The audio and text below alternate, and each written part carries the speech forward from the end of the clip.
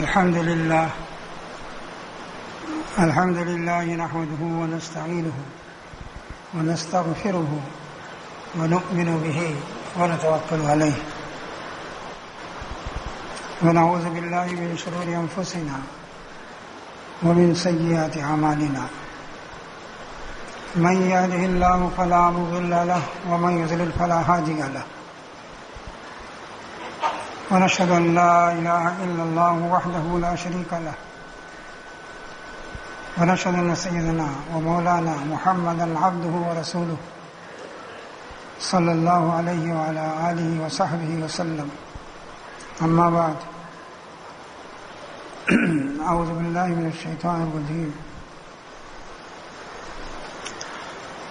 إنما الصدقات للفقراء والمساكين والعاملين عليها والمؤلفة قلوبهم وفي الرقاب والغارمين وفي سبيل الله وابن السبيل فریضۃ من اللہ واللہ علیم حکیم.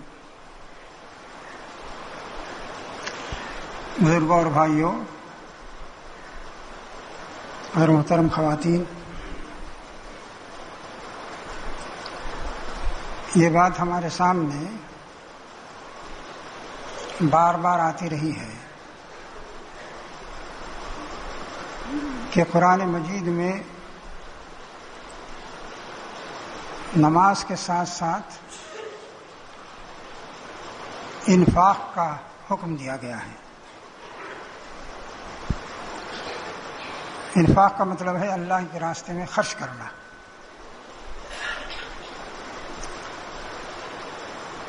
نیک لوگوں کی، خدا ترس لوگوں کی صفت یہ بیان کی گئی ہے کہ وَمِمَّا رَزَقْنَاهُمْ يُنْفِقُونَ.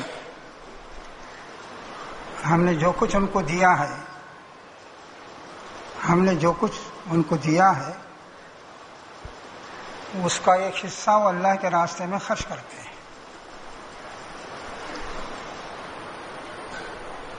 تو یہ انفاق جس کا ذکر کیا گیا ہے، قرآن مجید میں بہت تفصیل سے اس کی تاکید بھی کی گئی ہے، اس پر زور دیا گیا ہے اور مسلمانوں کو اس کی طرف متوجہ کیا گیا ہے. لیکن ارشاد ہوا کہ لوگ یہ پوچھتے ہیں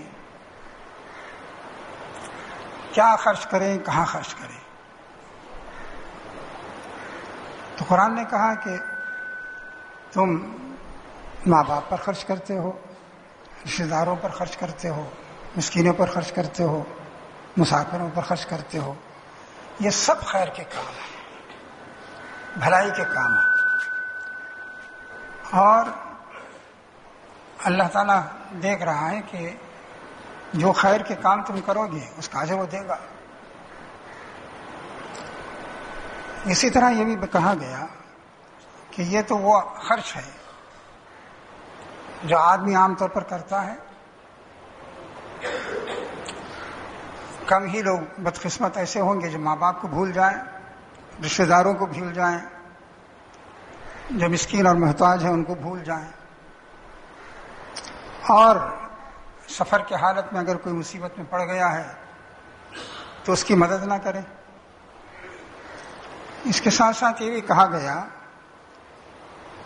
کہ جب دین کا تقاضا ہو اور اللہ کا دین یہ چاہے کہ تم اس کے راستے میں خرچ کرو، دین کی دعوت کے لیے، تبلیغ کے لیے، اس کی سربلندی کے لیے، اس کے غلبے کے لیے، اگر کہا جائے کہ خرچ کرو تو جو کچھ تمہارے پاس ہے، تمہاری ضرورت سے زیادہ سب اللہ کے راستے میں لگا دو. تو فرمایا وَيَسْأَلُونَكَ مَاذَا يُنْفِقُونَ. اسی پس منظر میں یہ بات کہی گئی ہے دین کی سربلندی کے سلسلے میں کہ یہ پوچھتے ہیں کہ کیا کریں ہم اس موقع پر، کیا خرچ کریں. ظاہر ہے کہ دین کی سربلندی کے لیے اور اللہ کا کلمہ بلند کرنے کے لیے کوششیں ہو رہی ہیں، جد و جہد ہو رہی ہے، جہاد ہو رہا ہے. تو کیا خرچ کریں؟ تو کہا قُلِ الْعَفْوَ وہ سب کچھ لگا دو جو تمہاری بنیادی ضرورتوں سے زیادہ ہے. اس میں آدمی کی اپنی ضرورتیں بھی ہیں، اس کے خاندان کی ضرورتیں بھی ہیں، اور بھی بعض باتیں سوچ سکتا ہے. وہ کہا کہ اس کے علاوہ جو کر سکتے ہو کر دو، خرچ کر دو. اللہ کا دین یوں ہی نہیں غالب ہو جائے گا. ہم چاہتے ہیں اور بار بار اس کا ذکر بھی کرتے ہیں کہ اللہ کا دین بڑا مظلوم ہے، اسے سربلند ہونا چاہیے، اسے غالب ہونا چاہیے. تو کہا کہ اس کے لیے ضروری ہے کہ تم اللہ کے راستے میں خرچ کرو. اور خرچ کیا کرو؟ قل العفو، جو تمہاری ضرورتوں سے زیادہ ہے. ظاہر ہے کہ ضرورتوں کو متعین کر کے نہیں بتایا گیا کہ یہ تمہاری ضرورتیں ہیں، اس کے علاوہ خرچ کرو. یہ تو ہر انسان کی صلاحیت اور ذوق اور اس کے حالات پر چھوڑ دیا گیا کہ کہا کہ تم خود دیکھ سکتے ہو کہ تمہاری ضرورتیں کیا ہیں، تمہارے حالات کیا ہیں، اور اس کے بعد جو بچے اللہ کے راستے میں لگا دو. یہ وقت ایسا ہے کہ اس میں اللہ کے راستے میں پوری اپنے تمہارا پیسہ لگنا چاہیے. تو یہ کہا گیا کہ اللہ کے راستے میں خرچ کرنے کی کوئی ایک حد نہیں ہے، جتنا بھی خرچ کر سکتے ہو کرو. ہم سب جانتے ہیں، یہ واقعات پڑھتے ہیں کہ رسول اللہ صلی اللہ علیہ وسلم نے جنگ کے ایک موقع پر اعلان کیا کہ لوگ اپنا گویا تعاون کریں، جنگ کا سامان فراہم کریں. حضرت عمر رضی اللہ عنہ نے اپنے گھر کا آدھا سامان لا کے پیش کر دیا. نبی صلی اللہ علیہ وسلم نے دریافت کیا کہ عمر کیا لائے ہو؟ کہا کہ آدھا جو کچھ گھر میں تھا آدھا سامان لے آیا ہوں، آدھا بچوں کے لیے چھوڑ رکھا ہے. آپ نے خوشی کا اظہار فرمایا. اس کے بعد حضرت ابوبکر رضی اللہ عنہ آئے اور گھر کا جو کچھ مال متا تھا سب لا کے پیش کر دیا. آپ نے پوچھا ابوبکر کیا لائے ہو؟ کہا کہ جو کچھ تھا اس وقت سب حاضر کر دیا ہے. کہا کہ بچوں کے لیے، گھر والوں کے لیے بھی کچھ چھوڑا ہے؟ کہا کہ اللہ اور اس کے رسول کا نام ہے اور اس کے بندے ہیں، وہ ان کی حفاظت فرمائے گا. اس وقت دین کی سربلندی کا معاملہ ہے، آخر یہ سامان کب کام آئے گا؟ تو قرآن نے کہا کہ ایک جگہ اسی سلسلے میں بیان ہے کہ وَأَنفِقُوا فِي سَبِيلِ اللَّهِ وَلَا تُلْقُوا بِأَيْدِيكُمْ إِلَى التَّهْلُكَةِ وَأَحْسِنُوا إِنَّ اللَّهَ يُحِبُّ الْمُحْسِنِينَ. خرچ کرو، یہ خرچ کرنے کا وقت ہے. خرچ کرو اور اپنے ہاتھوں خود کو تباہ نہ کرو. خرچ نہیں کرو گے کوئی دشمن آ کے تباہ نہیں کرے گا، خود تباہ ہو جاؤ گے. وَأَنفِقُوا، خرچ کرو اللہ کے راز وَأَنفِقُوا فِي سَبِيلِ اللَّهِ، اللہ کے راستے میں خرچ کرو. وَلَا تُلْقُوا بِأَيْدِيكُمْ إِلَى التَّهْلُكَةِ، اپنے آپ تباہ نہ ہو جاؤ، اپنے ہاتھوں اپنے آپ کو تباہ نہ کر لو. اور یہ احسان کا رویہ اختیار کرو. اللہ تعالیٰ احسان کرنے والوں کو پسند کرتا ہے. تو بتایا گیا کہ خرچ نہ کرنا، ملت کی ضروریات کو پورا نہ کرنا، دین کی ضروریات کو پورا نہ کرنا، تباہی کا سامان کرنا ہے. اسی لیے فرمایا خرچ کرو، اور نہیں خرچ کرو گے تو کیا ہوگا؟ خود تباہ ہو جاؤ گے، اپنے آپ تباہ ہو جاؤ گے، اپنے ہاتھوں اپنے آپ کو تباہ کر لو گے. تو یہ جو زور دیا گیا ہے یہ اس لیے کہ انسان کی اور اس دنیا کی بہت سی ضرورتیں ایسی ہیں جو مال ہی سے پوری ہوتی ہیں، اور انفاق کا بہت اس کی اہمیت ہے. اس کے ساتھ ساتھ یہ بھی بتایا گیا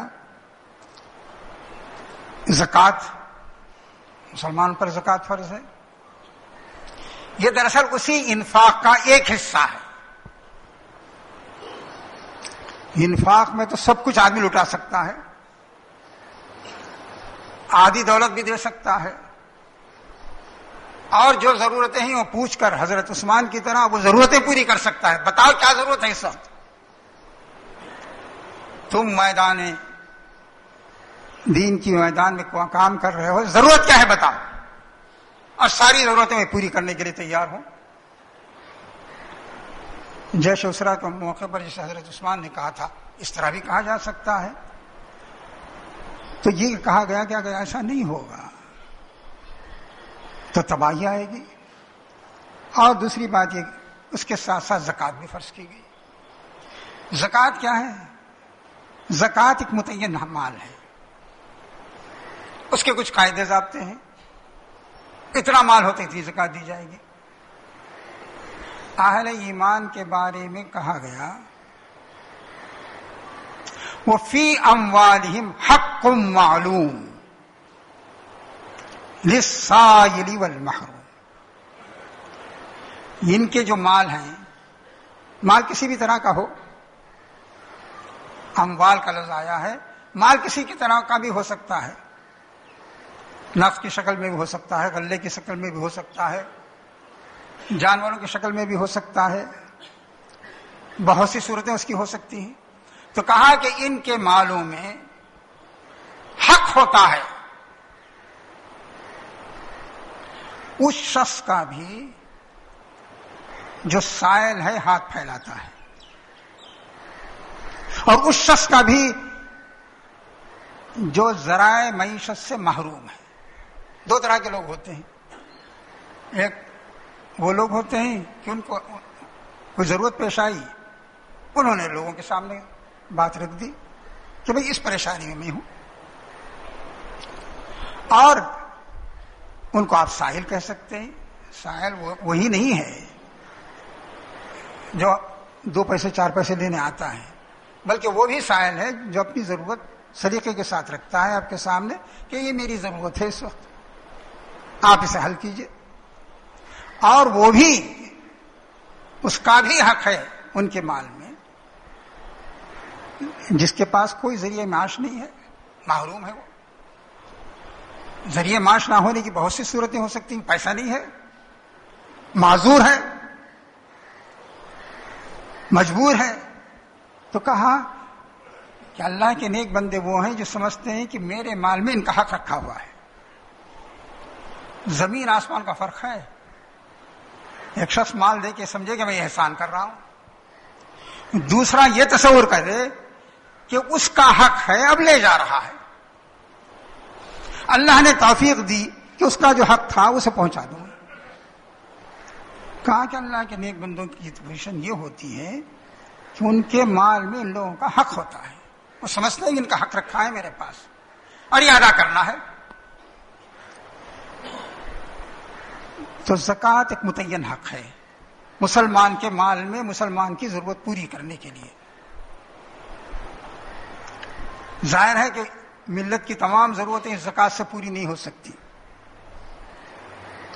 لیکن کچھ پوری ہو سکتی ہیں. اگر آدمی یہ سوچے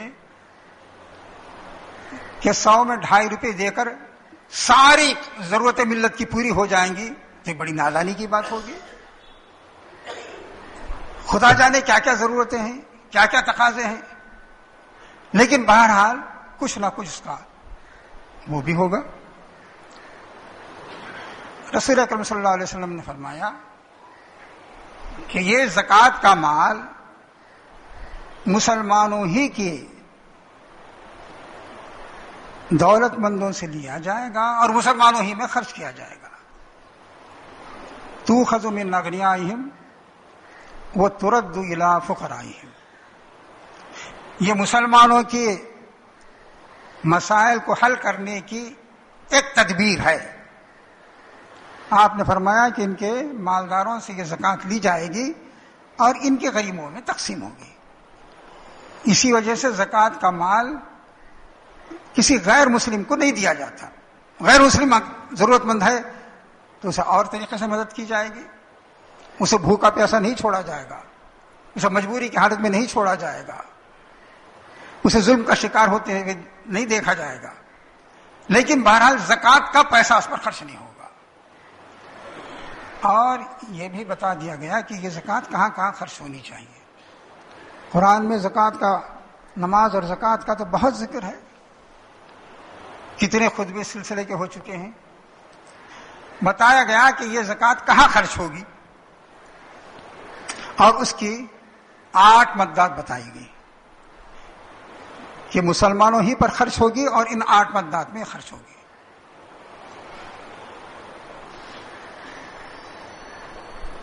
فرمایا کہ یہ ان 8 مدات سے باہر سے خرچ نہیں ہونا چاہیے. ایک مرتبہ نبی صلی اللہ علیہ وسلم کی خدمت میں 2 صحت مند نوجوان آئے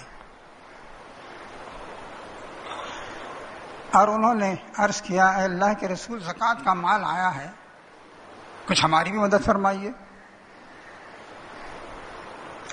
آپ نے دیکھا کہ بہت ہی صحت مند ہیں, وہ محنت مزدوری بھی کر سکتے ہیں.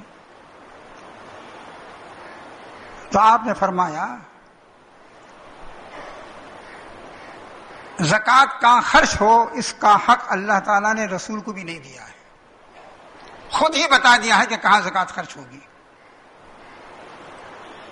اب دیکھ لو اگر تم اس میں آتے ہو تو زکوٰۃ مل جائے گی. آپ نے ان نوجوانوں سے کہا کہ دیکھو, خود دیکھو کہ اگر اس میں فٹ ہوتے ہو تو زکوٰۃ مل جائے گی تمہیں. تو وہ مدات کیا ہے؟ تو فرمایا کہ انما الصدقات للفقراء والمساکین. یہ صدقات یعنی زکوٰۃ کے مال یہ فقیروں کے لیے ہیں, فقراء کے لیے ہیں, مساکین کے لیے ہیں. فقیر اور مسکین میں فرق کیا گیا ہے. فقیر اس شخص کو کہا جاتا ہے جس کے پاس آمدنی کا ذریعہ ہے لیکن اس کی ضروریات اس سے پوری نہیں ہو سکتی. میں ایک مزدور ہے, 100-125 روپے کما رہا ہے,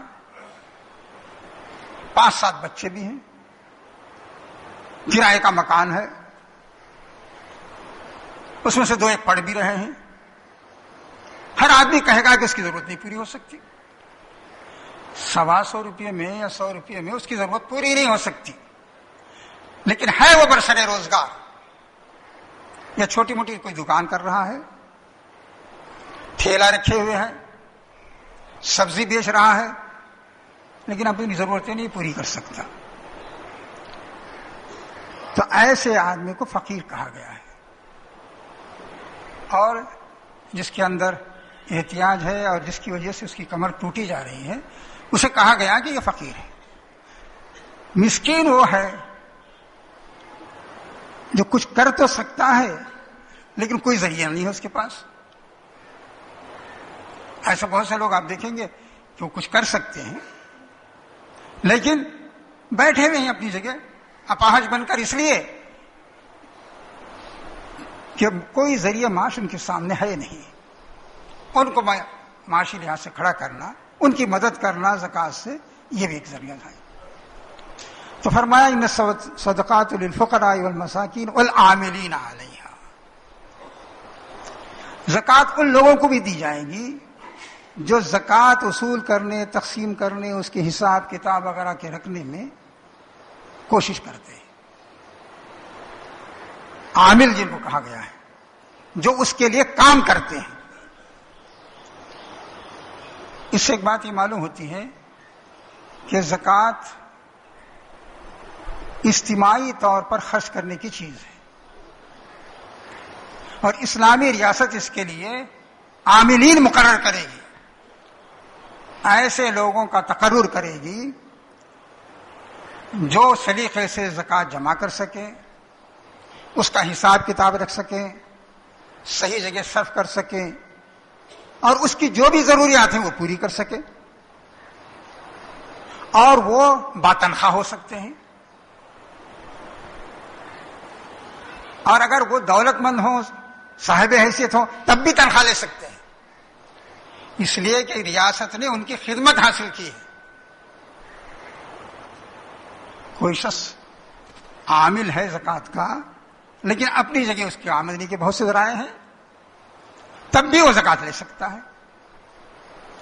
اس کی اتنی اہمیت ہے کہ زکوٰۃ کو اجتماعی طور پر کرنے کے لیے ان لوگوں کی خدمات بھی حاصل کی جا سکتی ہیں جو بہرحال صاحب حیثیت ہیں. اور اس کے بعد فرمایا والمؤلفۃ قلوبہم، ان لوگوں کی بھی مدد کی جائے گی جو اسلام لانے کی وجہ سے پریشانیوں میں مبتلا ہو گئے ہیں.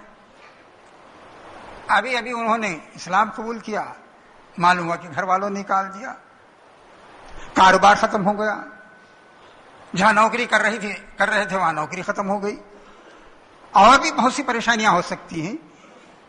اور بر وقت اگر ان کی مدد نہ کی جائے، مالی مدد، تو اس بات کا بھی اندیشہ رہتا ہے کہ وہ سوچ رہے ہیں کہ بھئی اسلام قبول کرنے کے بعد کوئی پوچھنے والا بھی نہیں ہے، چلو دوسرا راستہ دیکھو. تو کہا گیا کہ ایسے لوگ جو ہیں جنہوں نے اسلام قبول کیا اور اس کی وجہ سے مسائل میں گھر گئے ہیں، ان کی مدد کی جائے گی اس سے. اور اس کے بعد فرمایا والغارمین، اگر کوئی شخص مقروض ہے اور آپ کو یہ معلوم ہے کہ جائز ضرورت کے تحت اس نے قرض لیا تھا، عائش کرنے کے لیے یا غلط کاموں کے لیے قرض نہیں لیا تھا، ضرورت تھی، مجبور ہوا، قرض لیا، ادا نہیں کر رہا ہے، ادا نہیں کر پا رہا ہے، تو اس کی بھی مدد کی جائے گی، قرض سے چھڑایا جائے گا. اور اس کے بعد فرمایا کہ ایک مدد بتائے گی، یعنی اگر آدمی مصیبت میں ہے، قرض لے لیا ہے اس نے، تو ہمارے دیکھنے کی چیز صرف یہ ہے کہ قرض اس نے کس مقصد سے لیا تھا. کوئی غلط مقصد تو نہیں تھا، صحیح مقصد تھا اور اس کے لیے اس نے قرض حاصل کیا تھا، تو وہ بھی مدد کی جائے گی اس کی. اور اس کے بعد ایک مدد یہ بتائے گی کہ اللہ کے راستے میں خرچ کرو. اللہ کے راستے میں خرچ کرنے کا بڑا وسیع معنی ہے. اس میں علماء نے جسے لکھا ہے وہ لوگ بھی آتے ہیں جو علم دین حاصل کرتے ہیں، وہ لوگ بھی آتے ہیں جو دعوت و تبلیغ کا کام کرتے ہیں، جو واعظ ہیں، مبلغ ہیں، اور کوئی آمدنی کا ان کا ذریعہ نہیں ہے، یہ لوگ اس میں آ سکتے ہیں. ان کی طرح طرح کی مدد بھی کی جا سکتی ہے. اور ایسے ہی جو لوگ جہاد پر گئے ہوئے ہیں ان کی بھی مدد کی جا سکتی ہے. حج پر نکلے ہوئے ہیں وہ بھی اللہ کے راستے میں ہیں، راستے میں کسی مصیبت سے دو چار ہو گئے تو ان کی بھی مدد کی جائے گی. تو یہ بہت وسیع الفاظ ہیں کہ اللہ کے راستے میں خرچ کرو، زکوٰۃ کی حکمت ہے. اور 8ویں مد یہ بتائے گی کہ اگر کوئی مسافر چاہے وہ اپنے گھر میں کتنا ہی دولت مند کیوں نہ ہو، سفر کی وجہ سے مصیبت میں پڑ گیا ہے، تو اس کی مدد کرو. آج کل اس طرح کا کوئی تصور ہمارے ذہنوں میں آتا نہیں کہ مسافر بھی کسی مصیبت میں ہوگا. آج نیشنل اور انٹرنیشنل سطح پر مسافر بھی بہت سے پریشانیوں میں گرفتار ہو جاتا ہے. وہاں اس کی تحقیق نہیں کی جائے گی کہ تیرے گھر میں کتنا پیسہ ہے، اور اگر وہ پیسہ نہیں حاصل کر سکتا تو اپنے پیسے سے اس کی مدد کی جائے گی. چونکہ اس طرح کا مزاج نہیں رہا، رسول اکرم صلی اللہ علیہ وسلم ان کی طرف سے ایک حکم تھا کہ کہیں کوئی مسلمان کسی بستی میں پہنچ جائے تو 3 دن تک اس کی ضیافت اس بستی والوں کی ذمہ داری ہے. یہاں تو لوگ مسافر آتے ہیں جاتے ہیں، کوئی پوچھنے والا بھی نہیں ہوتا، کبھی ہاتھ پھیلا دیا تو 2 پیسے آپ نے دے دیا. حکم یہ ہے کہ 3 دن تک اس بستی کا وہ مہمان ہے اور بستی والوں کی ذمہ داری ہے کہ اس کی ضروریات پوری کریں. تو فرمایا کہ مسافر پر بھی خرچ ہوگا. تو یہ جو مددات بتائی گئی ہیں یہ اس لیے بتائی گئی ہیں کہ ان کے اندر اسے خرچ ہونا چاہیے، ان سے باہر اسے خرچ نہیں ہونا چاہیے. اور ہمیں دیکھنا چاہیے کہ زکوٰۃ ہماری جو نکل رہی ہے وہ صحیح ہو رہی طریقے سے ادا ہو رہی ہے نہیں. رمضان کے مہینے میں صدقہ فطر ادا کیا جاتا ہے، اور یہ بھی ایک طرح کا صدقہ ہی ہے. جو صاحب نصاب ہے اس پر صدقہ فطر واجب ہو جاتا ہے، یعنی عید کے دن جو صاحب نصاب ہے اس کے لیے اس پر صدقہ فطر واجب ہو جاتا ہے. اور اس میں ان تمام لوگوں کا صدقہ ادا کرنا ضروری ہے جن کی وہ کفالت کرتا ہے. تو اس میں بیوی بھی آتی ہے، چھوٹے بچے بھی آتے ہیں. وہ بچے اس میں شامل نہیں ہیں جن کا اپنا ذریعہ آمدنی کوئی اور ہے. یہاں اس مسجد میں اعلان کیا گیا ہے کہ صدقہ فطر فقہ حنفی کی روح سے 40 روپے ہوگا، اور اہل حدیث مسلک کے لحاظ سے 50 روپے ہوگا. ظاہر ہے کہ کم سے کم مقدار ہے. رسول اکرم صلی اللہ علیہ وسلم نے فرمایا کہ کیا ہے صدقہ فطر، کیا ہے؟ طہرۃ للصیام من اللغو والرفث وطعمۃ للمساکین. اس سے یہ ہوگا کہ روزوں میں جو بےہودہ باتیں ہوتی رہتی ہیں، کون بچتا ہے آج کے زمانے میں، اور کبھی گندی باتیں بھی ہوتی ہیں جو نہیں ہونی چاہیے. اور آج کے اخبار اور ٹی وی کے زمانے میں اس سے کہاں اب تک آدمی بچے؟ تو آپ نے فرمایا اس سے پاک صاف ہو جاؤ گے اور مسکینوں کے لیے کچھ کھانے کا انتظام ہو جائے گا، برائے نام ہی صحیح. تو یہ اس سے پہلے ادا کرنا چاہیے اور مستحق کو دینا چاہیے. ایک فطرہ 4 آدمیوں کے درمیان تقسیم ہو سکتا ہے، 4 آدمیوں کا فطرہ ایک کو بھی دیا جا سکتا ہے. اس وقت صورتحال یہ ہے، ہم لوگ جن پریشانیوں میں ہیں ان سے آپ واقف ہی ہیں.